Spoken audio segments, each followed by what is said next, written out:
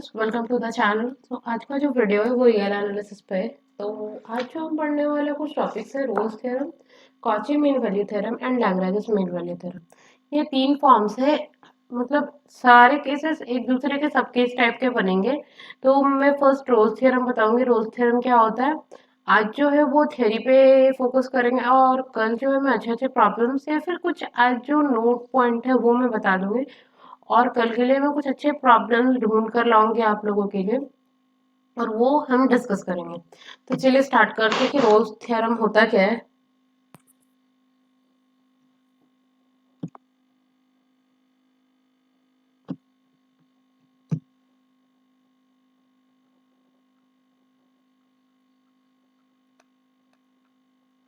Rolle's theorem ये सब twelfth में भी हम पढ़ रखे रहते हैं, लेकिन वो जो है वो अप्लाइड के वे से हम पढ़े रहते हैं। ये जो है थोड़ा हम इन चीजों को कनेक्ट करेंगे कुछ प्रॉब्लम से, जो कि थ्योरेटिकल प्रॉब्लम्स बनेंगे। ट्वेल्थ में भी टीचर्स ने पढ़ाया होता है सारी ये चीजों को। तो चलिए, let if such that A B, close A B से आर पे फंक्शन डिफाइन होना चाहिए। Okay, first close A B to R पे एक फंक्शन डिफाइन होना चाहिए सच दैट वो क्या होना चाहिए, पहली कंडीशन में क्या सेटिस्फाई करना चाहिए, if F is continuous on close interval A comma B. Function जो है कंटिन्यूअस होना चाहिए क्लोज इंटरवल ए बी पे। Second point is if F is differentiable on close interval a comma b। Third point is ये, मतलब कि मैं बताऊंगी इसके बाद। डिफरेंशिएबिलिटी में हम ओपन इंटरवल पर डिफाइन करते हैं, ये चीज मैंने गलत लिखा है, मैं बताऊंगी क्यों ऐसा करते हैं। और third is if f of a is equal to f of b such that, तो इससे ये सेटिस्फाई करने के बाद बोलता है कि there exist c belongs to open interval a comma b such that f dash c is equal to 0। मेरा स्टेटमेंट क्या बोलता है, रोल्स थ्योरम का एक फंक्शन है जो क्लोज इंटरवल ए बी से आर पे डिफाइन है। First statement is if F is continuous on close interval A B, function अगर कंटिन्यूअस है क्लोज इंटरवल ए बी पे और डिफरेंशिएबल है on open interval A B पे, और अगर एफ ऑफ ए मतलब एट पॉइंट ए और एफ एट पॉइंट बी पे अगर सेम वैल्यू लेता है, तो उसमें एक ऐसा पॉइंट सी एग्जिस्ट करेगा such that F dash C is equal to 0, जहाँ पे अगर पॉइंट पे हम डेरिवेटिव देखें या स्लोप देखें वो 0 होगा। मैं ज्योमेट्रिकल इंटरप्रिटेशन से बताती हूँ कि ये होता है कि एक्चुअल में चीज।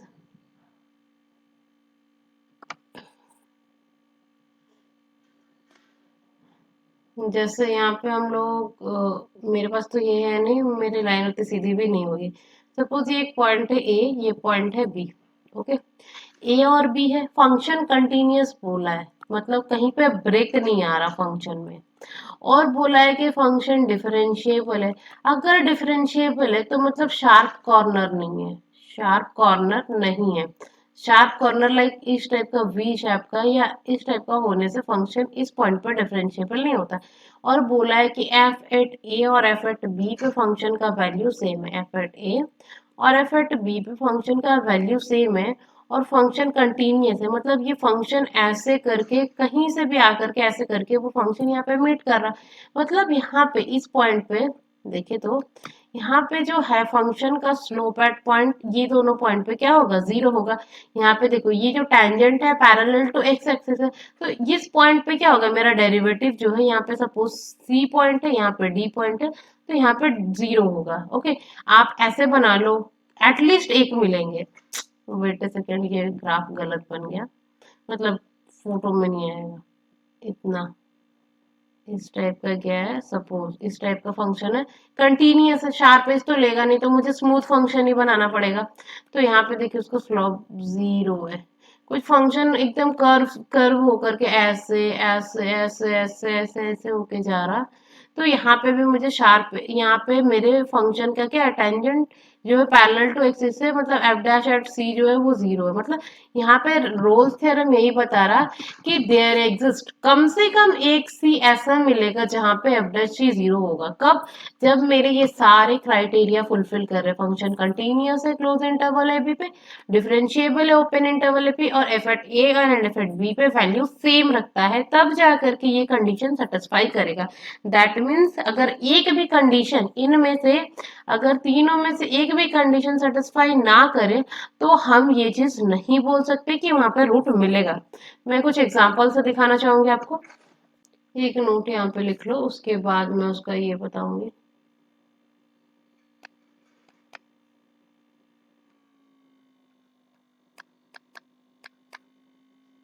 The set of condition in Rolle's theorem is set of sufficient condition.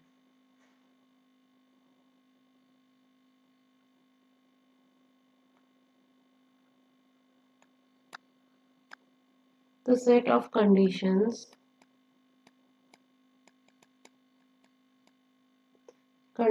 in Rolle's theorem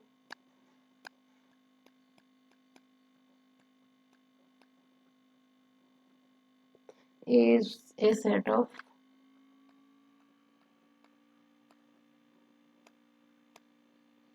sufficient condition. ये जो कंडीशन है ये क्या है, सफिशिएंट कंडीशन। ओके, मतलब सफिशिएंट कंडीशन का मतलब है कि अगर एक इसमें से सेटिस्फाई ना करे तो भी क्या है, मेरा फंक्शन उसके पास एटलीस्ट एक जीरो होगा। जैसे कि एक एग्जांपल से बोलते हैं, एक एग्जांपल लिखो आप, F of X is equal to mod X plus sorry X minus one का यहाँ पे भी मॉड है, और बोला है कि x belongs to close interval 1 to 2, okay, -1 to 2। तो बोला है कि जो fx है, fx को हम लोग डिफाइन कर सकते हैं। ओके, यहाँ पे क्लियरली पता चल रहा है कि फंक्शन जो है, फंक्शन कंटिन्यूअस हर पॉइंट पे है, और डिफरेंशिएबल जो है वो 1 पे नहीं है और 0 पे नहीं है। ये चीज फंक्शन डिफरेंशिएबल, क्योंकि यहाँ पे शार्प कॉर्नर्स मिलेंगे, जो इसका ग्राफ बनेगा ना वो 0 पे कुछ शार्प कॉर्नर देगा इस टाइप का होगा, और 1 पे कुछ ऐसा शार्प कॉर्नर देता रहेगा इस टाइप का। तो 0 और 1 पे फंक्शन डिफरेंशिएबल नहीं है। फंक्शन को हम ओपन कर सकते हैं इंटरवल वाइज। तो जब मेरा x बिलोंग्स टू 1 to 2 है, तो मेरा फंक्शन जो है वो किससे खुलेगा, पॉजिटिव से। तो x+x+1 that is 2x-1, 2x-1, wait a second, 2x-1। और अगर फंक्शन 0 1x, ओके, तो फंक्शन जो है एक पॉजिटिव और नेगेटिव से खुले, मतलब ये पॉजिटिव से इंटरवल ओपन होगा, ये नेगेटिव से होगा। ओके, क्योंकि देखिए यहाँ पे जब मैंने लिया x मॉड x इज, देखो जैसे हमें देखना है कि x तो हमेशा ग्रेटर देन 1 है, तो अगर फंक्शन पॉजिटिव है तो मॉड क्या होता है, पॉजिटिव के साथ खुलता है। और मुझे पता है कि x is greater than equal to 1, that means x तो ग्रेटर देन 0 बन ही गया, x-1 is also greater than equal to 0, तो मॉड जो है पॉजिटिव के साथ खुल जाएगा। जब मेरा 0 less than equal to x है, मतलब x जो है ग्रेटर देन 0 है, मतलब मॉड जो है ये पॉजिटिव के साथ खुला। और मुझे पता है कि x less then 1, that means x-1 जो है लेस देन 0, तो मॉड किससे खुलेगा, नेगेटिव से, माइनस ऑफ x-1। और यहाँ पे जब हम थर्ड स्टेटमेंट ले ले कि -1 less than x less than equal to x less than 0, तो फंक्शन देखिए यहाँ पे x जो है लेस देन -1, मतलब ये भी नेगेटिव के साथ खुलेगा और ये भी नेगेटिव के साथ ही खुलेगा। ओके, तो चलिए नेगेटिव के साथ खुलेगा। तो फंक्शन को अब फिर से लिखते हैं जो हमें यहाँ पे मिला, F of X is equal to 2x-1 when less than equal to x less than 2, और x यहाँ पे अगर मैं ओपन कर दूं ब्रैकेट को, जैसे मैं यहाँ पे ओपन कर दूं तो x कैंसिल आउट हो जाएगा, तो यहाँ पे क्या बच गया मेरा, ओनली प्लस वन, तो यहाँ पे ओनली प्लस वन हो जाएगा मेरा, यहाँ पे only plus one when zero less than X less than equal to one. Okay, और यहाँ पे हो जाएगा यहाँ पे देखिए माइनस एक्स प्लस वन, तो minus two X plus one हो जाएगा, तो ये फंक्शन हो जाएगा minus two X plus one when minus one less than equal to X less than zero. Okay, ये तीन चीजें मुझे मिल गई। अब देखिए फंक्शन कंटिन्यूटी आपको चेक करना आता है हमें, कहाँ पे, हमारे ओ पे, ये माइनस वन से टू पे फंक्शन कंटिन्यूअस होना चाहिए। तो आप चेक कर लो अभी कि फंक्शन कंटिन्यूअस है या फिर नहीं है। तो आप चेक करना ना, वैल्यू पुट करके left hand limit right hand limit, जब यहाँ पे आप वन पुट करो, two minus one which is one, और वन के नेगेटिव से फंक्शन वन वैल्यू दे रहा है और वन के पॉजिटिव में ही फंक्शन वन वैल्यू दे रहा है। जब हम माइनस वन पे चेक करें, जब हम माइनस वन पे चेक करेंगे तो same function is continuous on close interval minus 1 to 2। Okay, for differentiability मुझे पता है कि function is not differentiable eight zero and one. ये चीज मुझे पता चला था कि फंक्शन जो है डिफरेंशिएबल नहीं है। और एफ एट माइनस वन पे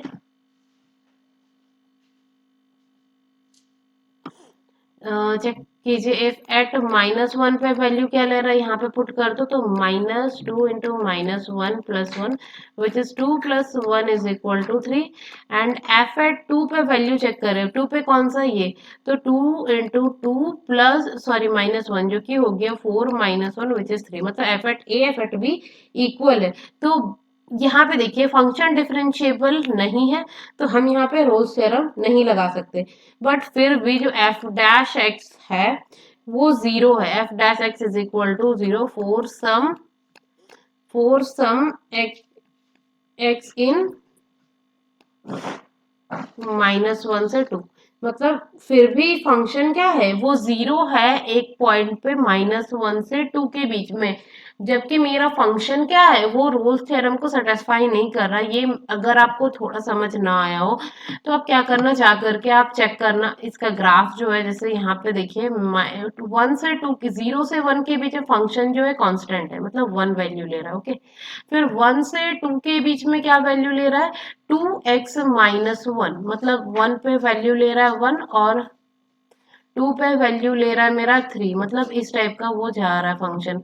और माइनस वन से जीरो के बीच में minus two X plus one, मतलब वो जीरो माइनस वन पे थ्री वैल्यू ले रहा, तो इस टाइप का फंक्शन जो है बनेगा मेरा। ओके, तो देखिए यहाँ पे शार्प कॉर्नर मिल रहा, फंक्शन कंटिन्यूअस है और डिफरेंशिएबल नहीं है, बट फिर भी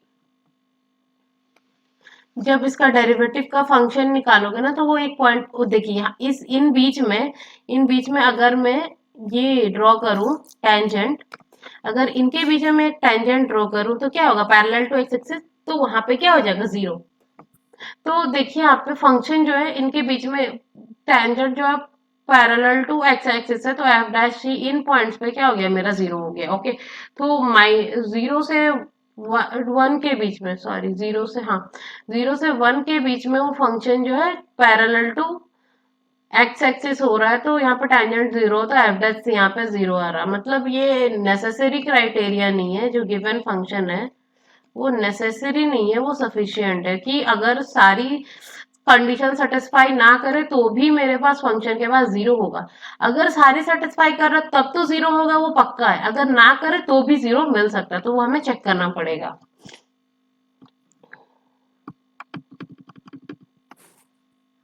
और एक होता है Rolle's theorem for polynomials,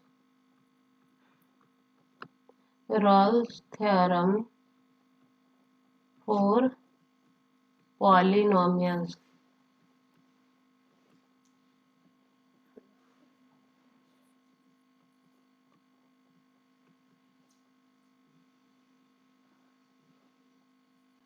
Rolle's theorem for polynomial ये बोलता है कि अगर एक फंक्शन है वो कुछ टू पॉइंट्स पे जीरो हो रहे या थ्री पॉइंट्स पे जीरो हो रहे, at alpha, at beta, at gamma पे एफ एट अल्फा जीरो है, एफ एट बीटा भी जीरो है, एफ एट गामा भी जीरो है। ओके, तो इन दोनों के बीच में between two consecutive zero of F X there exist at least there exist at least one zero of F dash X, मतलब एफ डैश एट यहाँ पे कुछ एक्स वन मिला और एक्स टू, सपोज कुछ पॉइंट मुझे मिले X one is equal to zero and F dash X two is equal to zero.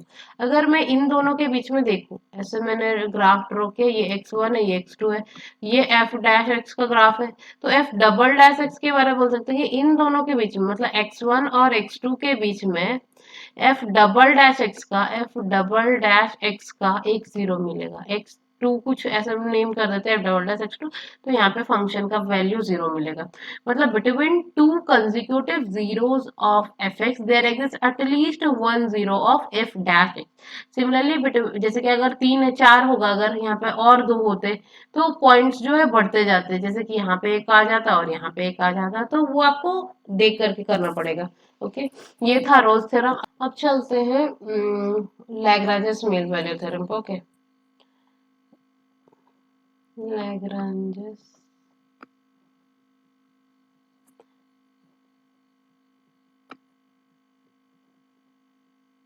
Mean value theorem. Okay, Lagrange's mean value theorem क्या बोलता है? लैग्रांजेस मीन वैल्यू थ्योरम का भी condition सही है। Let F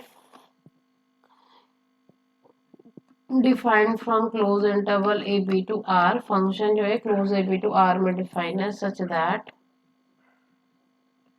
such that first option is f is continuous on open interval a comma close interval a comma b.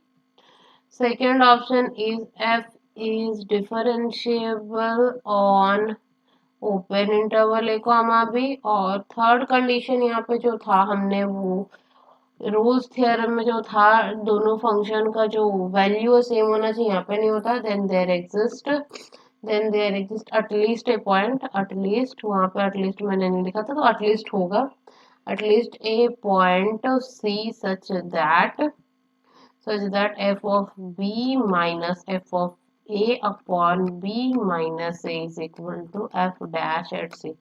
मतलब ये बोल रहा है कि अगर फंक्शन कंटिन्यूअस है, क्लोज इंटरवल ए बी पे डिफरेंशिएबल है और ओपन इंटरवल ए बी पे, तो एक ऐसा पॉइंट मिलेगा सी सच दैट जहाँ पे F of B minus F of A upon B minus A is equal to F dash C मिलेगा। इसका ज्योमेट्रिकल इंटरप्रिटेशन अगर बताऊं तो ये सेम होगा, बस ऐसा होगा कि ये अल्फा है ये बीटा है और अल्फा बीटा पे कुछ यहाँ पे ये वैल्यू ले रहा है कि यहाँ पे ये वैल्यू ले रहा है, तो फंक्शन कंटिन्यूअस ऐसे होके जाएगा या फिर ऐसे होकर जाएगा या फिर ऐसे ऐसे ऐसे ऐसे ऐसे होकर यहाँ पे मीट करेगा। तो यहाँ पे एटलीस्ट एक बार तो उसका जो स्लोप है वो पैरेलल टू एक्स एक्सिस मिलेगा ही मिलेगा। ओके, तो ये था मेरा कॉची मीन वैल्यू थ्योरम। अब चलते हैं लैग्रांज मीन वैल्यू थ्योरम पे। देखिए जो रोल्स थ्योरम है ना वो इसका ही सब पार्ट है, और अगर हम देखना चाहे जैसे कि अगर b equal to A put कर दे तो ये क्या हो जाएगा, जैसे कि अगर a इक्वल टू बी मैं पुट कर दूं यहाँ पे, तो f of a minus F of a upon a minus a is equal to F dash C, मुझे ये मिल रहा, that means F dash C is equal to zero. अगर हम कॉची मीन वैल्यू थ्योरम पढ़े तो कॉची मीन वैल्यू थ्योरम का सब पार्ट जो है वो मेरा लैग्रांज मीन वैल्यू थ्योरम होगा। तो मैं लिखवा देती हूँ कॉची मीन वैल्यू थ्योरम क्या होता है मेरा, CMVT बोलते हैं उसे, Cauchy mean value theorem. Okay, Cauchy mean value theorem क्या बोलता है, फंक्शन जो है late if defined from close interval ab to r ab to r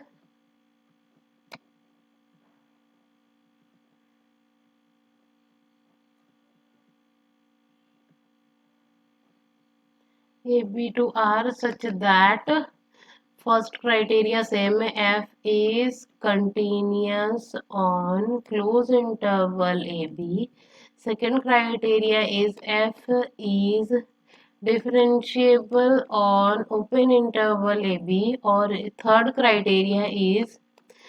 criteria यहाँ पे कुछ नहीं है रोल्स थ्योरम के तरह, और यहाँ पे बोलता है कि